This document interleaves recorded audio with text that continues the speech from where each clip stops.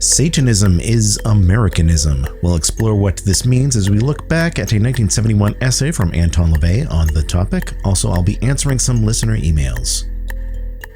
Well, it's not Satan worship, it's Satanism. It's embracing the life-enriching things which have traditionally been given the devil's name. Pride, lust, earthly success, rational self-interest, atheism, humor, nonconformity, science, a passion for living, being selective about whom we love. We don't see these as shameful sins, but empowering ideals.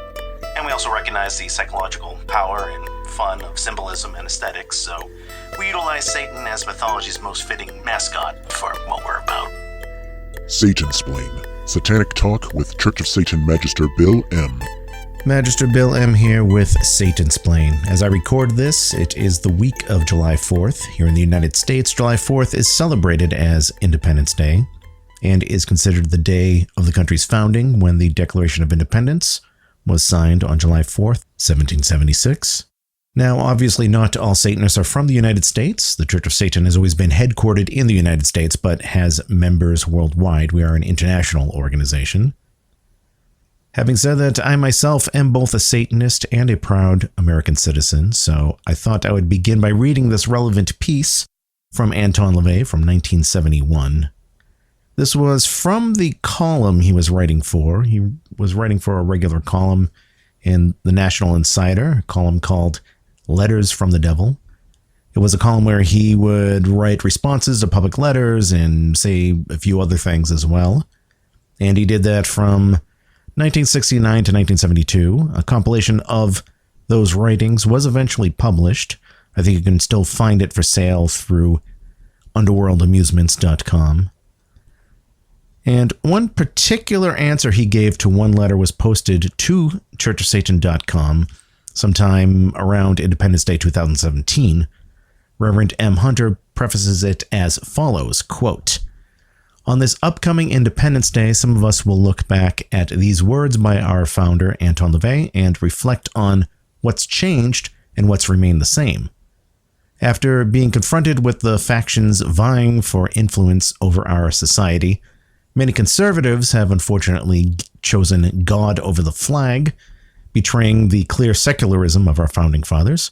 Our nation again finds itself in a struggle between the partisan extremes, from which I trust a new clear-thinking generation will arise to cut through and find a third side, embracing and continuing the progress we've made towards individual freedom, while questioning hypocritical religious morality." Now, before continuing with this, as some of you listeners may already know, I addressed the topic of politics on Satansplain episode number 5. Did a whole episode on that.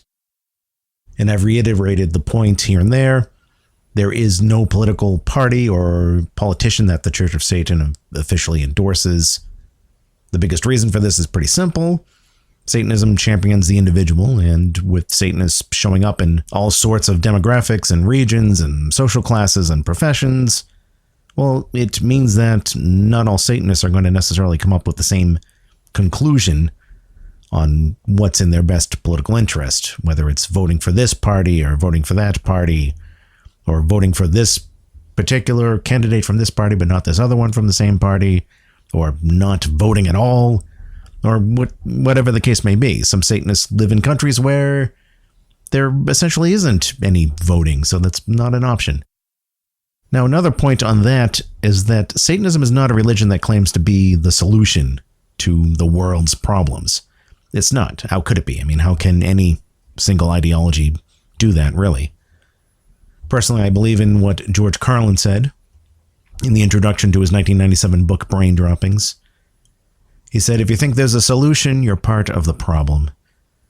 As a Satanist, though, I have to say that I have a hard time imagining much prosperity for the rest of humans if the individual is not allowed to grow, a theme which LaVey alludes to, as you'll see. And let's think about where the world was in 1971. The Church of Satan is right in San Francisco, the hotbed of counterculture. There's the war in Vietnam. There's quite a division going on between the hippies and the non-hippies. And here you have the Church of Satan, which was rejecting both of those extremes, rejecting both of the collectives. I'm now going to read you the original letter and LaVey's response to that letter, as it was written to him in that column, as published on June 8th, 1971. Dear Dr. LaVey, I am currently in the U.S. Army, and although I consider myself as rather conservative and definitely feel America is the best country in the world, I sometimes find myself questioning the motives behind many political policies. It is extremely difficult to want to help one's country by risking one's life and figure in a war that I frankly don't condone. I go along with it only because I think someone has to make the decisions for the country, and if I am to support the country in general, I must support its leaders, even though I sometimes disagree with them. After all, who am I to play the big shot and think I am more knowledgeable in political matters than politicians are? The point of my letter is to ask you what your official stand is on politics. Are you conservative or liberal? I agree with the moral code of the Church of Satan and would like to join, but I don't know if you are for or against our country. Is your use of the Stars and Stripes forever at the end of the recording of the Satanic Mass for real, or is it a put-on? I want to be a good American and support our country's policies, but most of these super patriots whose political views I agree with are so awfully narrow-minded when it comes to moral ethics, things like sex, etc. Why can't people just be people and have a fair sense of what is really right and good? They're either one way or the other. If they're very liberal in their personal matters, they're liberal peace freaks, as I call them, about political matters. And if they're all for their country, they're also all for the nonsensical, puritanical moral doctrines that the so-called liberals have emancipated themselves from. I really hope your church is what I would like it to be, that is a nice compromise between the two sides. Please let me know as soon as you can, because I am badly in need of some sort of belief I can cling to during my remaining 7 months in Vietnam.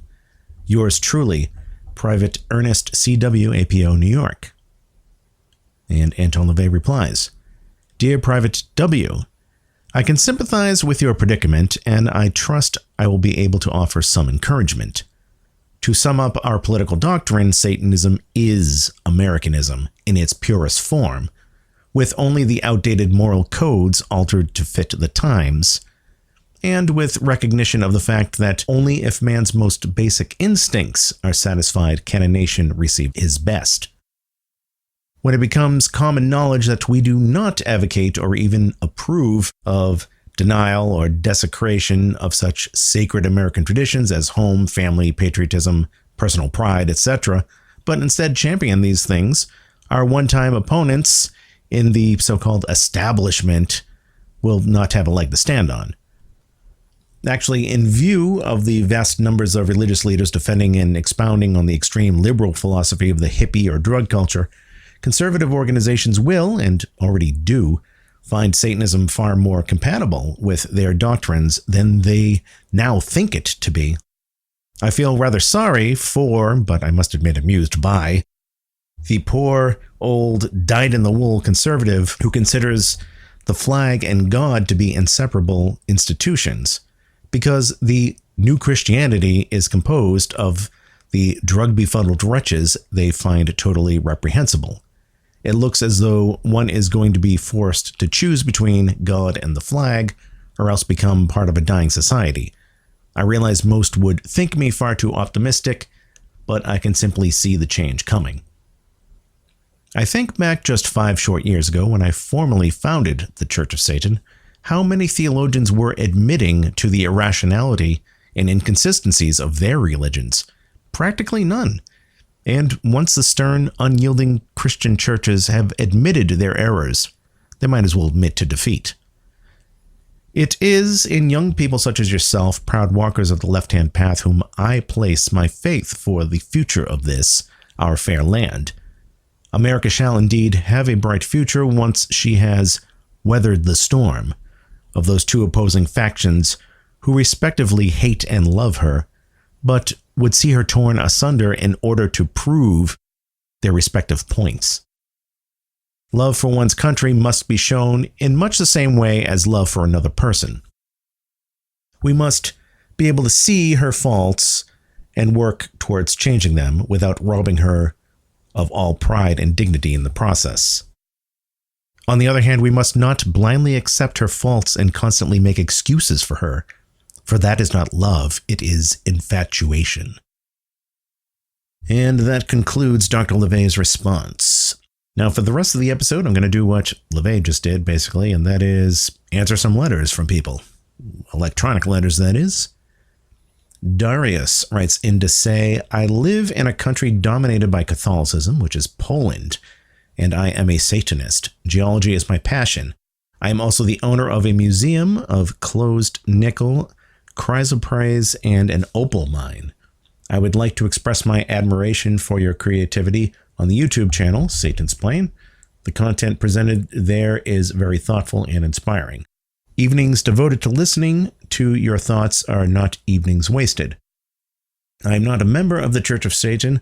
I will definitely be applying for membership soon, as my life is very satanic and filled with satanic tools. Thank you again for many hours of inspiring audio on Satansplain. Let me send you a short film created spontaneously by me. This is a blasphemous image treating man as another animal on the path of evolution. And Darius gives me a link here to his clip on YouTube. It's a little 1-minute clip he made. I went ahead and I posted it on the Satansplain Twitter channels and the Facebook page. But thanks again for the praise, Darius. I'm happy to see not only that you're joining the Church of Satan, but just happy to see other Satanists in other parts of the world who have a passion for something, which most people don't have. In this particular case, geology. A little something I talked about back in episode 40, I believe. The idea of Satanists having different passions for things in the mutual admiration society that we are in the Church of Satan. Next, I have an email from I.O., a name that only has 2 points in Scrabble, but anyway. I.O. says, I was listening to Satansplain number 41, and you briefly mentioned Church of Satan material that was only ever printed and not ever preserved digitally. For the past 3 years, I have been tracking down essays, interviews, books related to the Church of Satan. I've collected about 30 articles and interviews alone from 1967 to 1997 and published them for free on my website for anyone interested. I think this is the largest catalog of Church of Satan reading material currently available online. Not sure if you find this collection interesting, but just thought I would mention it. So I checked out his website, and it is a great list of resources from Church of Satan throughout the years. Probably still not complete, but quite extensive. And no, these are not illegal bootleg copies of copyrighted material. I mean, I wouldn't be reading this letter on the show and mentioning the site if that was the case, but a good list and short descriptions of different things published throughout the years nonetheless. So thanks for that, I.O. His website is satanist.io. Some of the zines mentioned are ones I mentioned a few episodes ago, and also in the previous episode of Satansplain, I read one of my essays from the zine days. I'll definitely have more of those to share in future episodes. I.O. also asks, as a side question, do you think the Church of Satan would ever publish a complete collection of the Cloven Hoof or the Black Flame? Volume 1 and 2 of the Black Flame are just about impossible to find on the secondary market along with Cloven Hoof issues. My answer to that was simply no, I don't see that ever happening. In some ways, I kind of hope it never happens. Kind of keeps things interesting. Let's take a quick break. You are listening to Satansplain. You are listening to Satansplain, real satanic talk with Church of Satan Magister Bill M. For questions, comments, and correspondence, send an email to bill@satansplain.com. In 1966, Anton LaVey created the Church of Satan, marking the beginning of the Age of Fire and Year 1 Anno Satanis.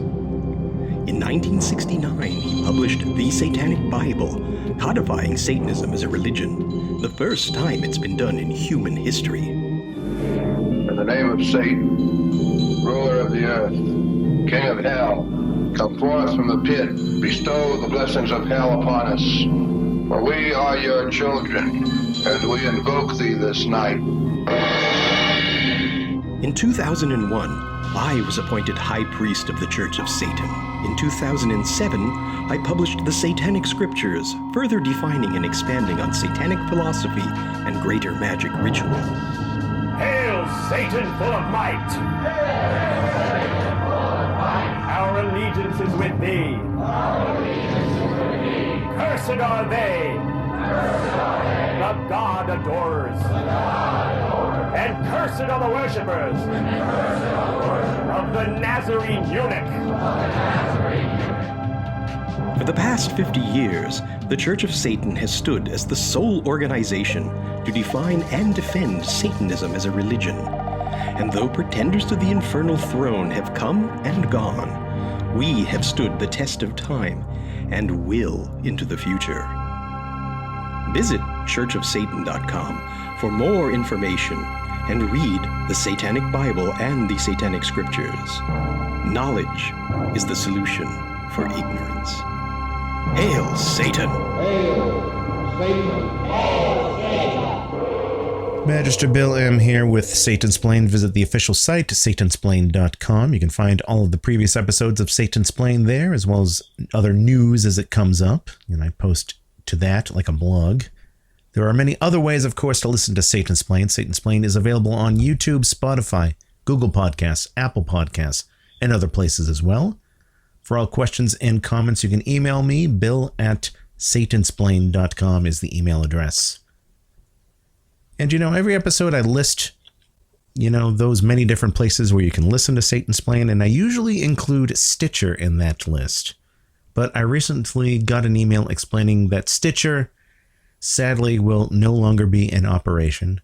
I guess they're closing shop as a company sometime near the end of August. I used to use them to listen to Radio Free Satan episodes myself, different shows there. But oh well, plenty of other places to listen in the meantime. Speaking, however, of Radio Free Satan, my other podcast, The Devil's Mischief, which is on Radio Free Satan, actually hit its 20th anniversary a month or two ago.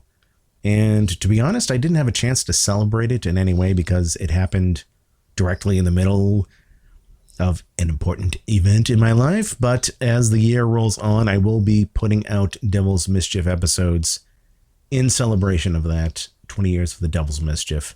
Not just one episode, but several. And we'll see how things go. Keep an eye out for that. Now back to this podcast, which is Satansplain. Zach writes, Dear Magister Bill, first I wanted to drop a thank you for the latest episode on Religious Not Spiritual. I'm glad I asked you about that because it was very entertaining and informative. So Zach, by the way, was the one who wrote a while back saying that he had heard about that essay of mine and was asking about it. And finally, I just decided to dig it up and read the whole thing in the last Satansplain episode. So if you enjoyed that, you can thank Zach for bringing it to my attention. Continuing with Zach's email, he mentions that he has an idea for an essay himself, and I am not going to tell you the subject he told me because I don't want anybody else to steal his idea in the meantime, but I will say it's a good essay idea. But he also mentions he does have a lot of things in his personal life eating up his time, between working full-time, being a full-time parent, and taking college classes. How the hell he found the time to listen to Satansplain and all of that, I don't know, but I'm glad he did. But he just joined the Church of Satan himself and will be getting his membership soon. He says, quote, I do want to contribute to the church by perhaps talking about Satanism in a similar way as you're doing now, once I have a few more books under my belt. To me, they all give more elaboration on certain topics and put words to an overall idea, which is extremely helpful. Yes, there is certainly no shortage of topics to write about, from a satanic perspective. It was certainly other members of the Church of Satan writing and doing interviews and stuff which inspired me to do what I do. So if you find Satansplain inspiring to put your own voice to Satanism and articulate your thoughts and experiences as a Satanist, then great, go for it. And if you hear some screeching noises in the background, I apologize for that. I have birds, you see. I have pet birds. But let us continue. By the way, if you are a member of the Church of Satan and are looking for a good discussion group on the internet where it's completely private and accessible only to other Church of Satan members, well, they do exist. Several of them exist, actually. Some members don't even know about them. In fact, lots of Church of Satan members I know don't want to have anything to do with social media. Some have never had a Facebook account. Some had one, but they let it drop a while ago. I can't say I blame them for either of those decisions. But again, if you are looking for internet forums where it's just Church of Satan members only, and you don't have to worry about the spam from the Jesus freaks or the pseudo-Satanists or the other idiots, like, the people from Nigeria who want to join the Illuminati, then yeah, there are places you can go. Talk is more productive when you surround yourself with productive people, I say. So ask around. Ask your fellow Church of Satan members about where you might be able to find those. Zach finally says in a PS in his letter that he too is a Doctor Who fan, and not just of the reboot series. Tom Baker, the fourth Doctor, he says, was my favorite from the original series, but the first Doctor, William Hartnell, will always have a special place, so to speak. And yes, fellow listeners, I am a lifelong Doctor Who geek myself. I started watching reruns of the first few Tom Baker seasons a few years after they originally aired. So this would have been sometime in the late 1970s. I was very young at the time. Maybe I should reach out to somebody like Church of Satan Reverend David Ingram to talk about Doctor Who sometime. Because, well, Reverend Ingram is even a bigger fan than I am. Or I presume Reverend Jeff Ivins of Radio Free Satan is a Doctor Who fan because, he starts off the Metro with the Doctor Who theme. Anyway, I've got a satanic anecdote here from Matt. This, of course, means that it's a Satanecdote. So let us now cue the Satanecdote theme song. Satanic anecdotes. Satanecdotes. Matt says that he's been listening to Satansplain since episode number 1 and really enjoys the show. Matt goes on to explain that he plays Dungeons and Dragons, and I do have to wonder right now if there are any Christians listening to this show and thinking, see, playing D&D is a gateway to Satanism. Actually, it gets better. Let me read on. Matt goes on to say he's been playing with this same group of players for over 20 years, and people's personal religious beliefs never come up in conversation. So nobody else in the group seems to know anybody else's religious affiliation. To actually understand this Satanecdote, Matt says that some context first is needed. So I'll try to summarize what he says here as best as I can. I mean, I don't play D&D myself, but I'm sure most of you know the gist of it. Each person pretends to be a made-up character from a made-up fantasy world, and you're presented with an ever-growing story of what your characters do, and they go on assigned quests with this made-up story. They fight monsters, they solve puzzles, they get treasures, and so on. And Matt says that part of this game's fiction is that gods do exist. So within the realm of that, this is a God-believing world. And within the D&D universe here, that the characters also believe these deities may intervene directly in the character's world. So within the universe of the game, Matt explains that nobody is really an atheist, because being an atheist would, in that context, be stupid, because you can actually see and touch deities in this fantasy world. And Matt explains the game doesn't end well for you if you don't have some god in your corner after your character does actually die. Now, Matt also explains that his own gaming character believes in a god called Jergal. Hope I'm pronouncing that correctly. A pretty obscure god, even within the context of the game. Due to the scant info on Jergal in actual game materials, there's a lot of more freedom than usual to just make up stuff. And he goes into much more detail about this in his email. But basically, to try to sum it up, personality-wise, the character he has designed to have some pretty satanic views. So, for example, the mentality of you only have one life, make the most of it here and now.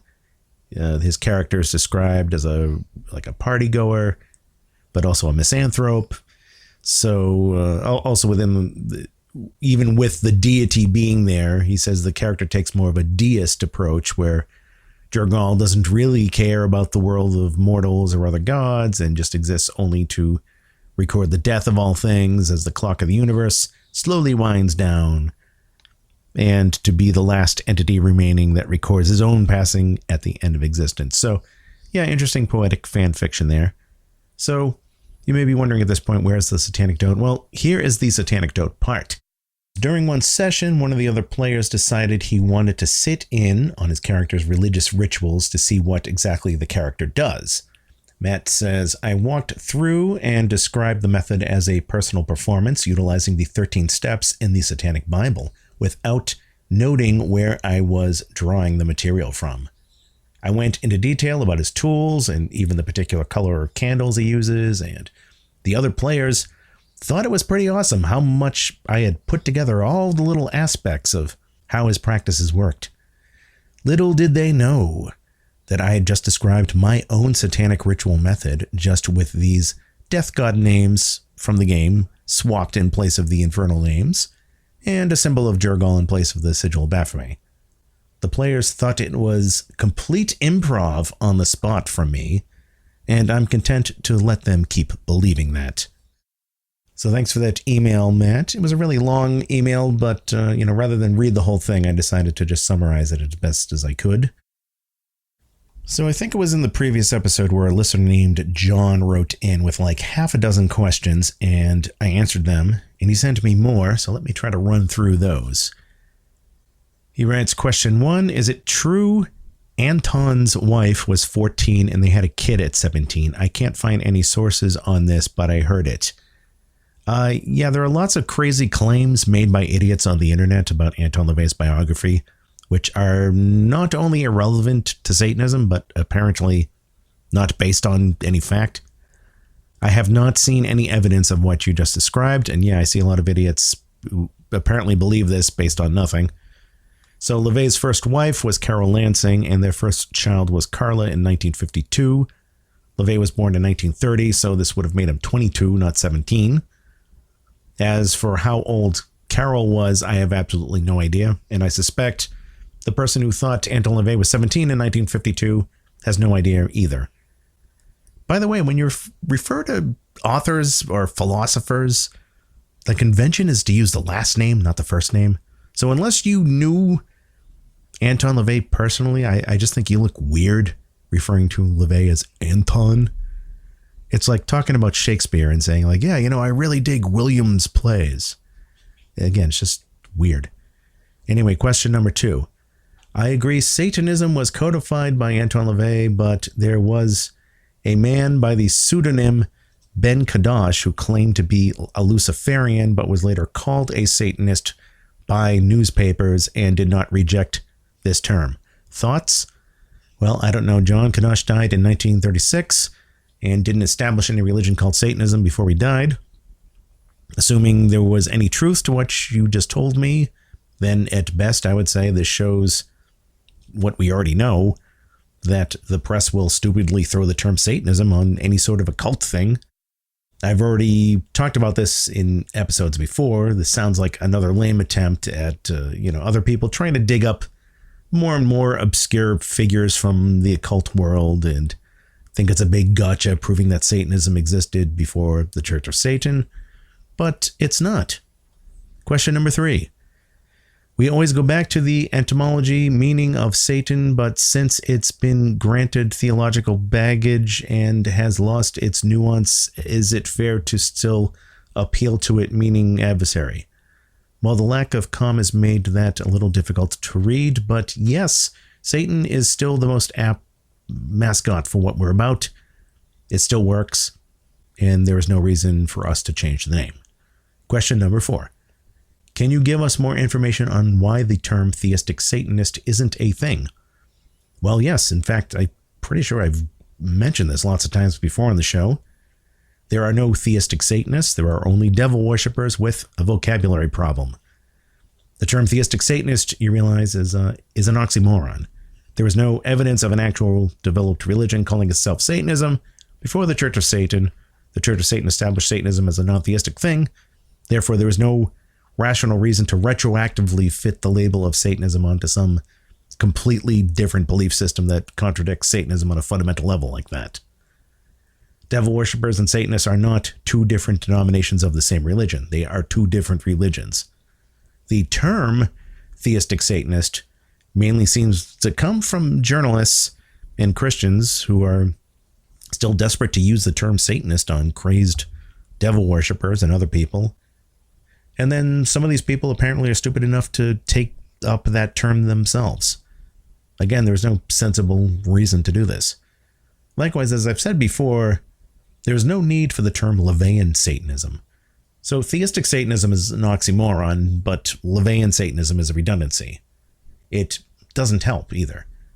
I've had people tell me, oh, but Bill, you see, I call myself a LaVeyan Satanist so that people know I'm not one of those theistic Satanists or people from the Satanic Temple. Yeah. But again, you're not helping. Using terms like LaVeyan Satanist implies that there are other people who have had little to no beliefs in common with us and can just take up the label of Satanist just the same. And, sorry, that's stupid. Again, these aren't different denominations of the same religion. I am a Satanist. This is my religion. It's spelled out in the Satanic Bible. And if you're going to use the same label of Satanism to describe a completely different belief system, which throws out almost everything in the Satanic Bible and replaces it with something completely different, well, what can I say? You're wrong. You're ignorant. You're not a fellow brother of the left-hand path. You're just an asshole. Find out the different name for whatever it is you believe. There probably already is one. If you look around enough, there are thousands and thousands of religions and philosophies out there. I'm sure you can find something that is a better match for what you're about, and it's not called Satanism. Anyway, let's finish with something on a more lighthearted note. This email from Erin. Erin says, I just loved listening to Satansplain number 42, Religious Not Spiritual. I have always been one to shake my head at people who use that spiritual but not religious trope. Every time I hear it, I feel like shaking them to their senses. Envision my reaction to your explanation of spiritual not religious versus religious not spiritual, as I was sitting back enjoying my Merlot. Fortunately, not a drop was spilled, although it was close. And Erin adds that one of these spiritual sans religion acquaintances of hers was claiming to be a sensitive. This reminded me of Dr. LaVey's quote regarding sensitives being as sensitive as a toilet seat. I will pour another glass of wine. Well, cheers to that. Thank you for the email, Erin. And on that note, I'm going to say cheers to you all. Thank you for listening. Until next time, hail Satan. You have been listening to Satansplain. For more information about the show, visit the official website at Satansplain.com. And for more information about Satanism itself, visit churchofsatan.com. This episode, copyright 2023, Magister Bill M.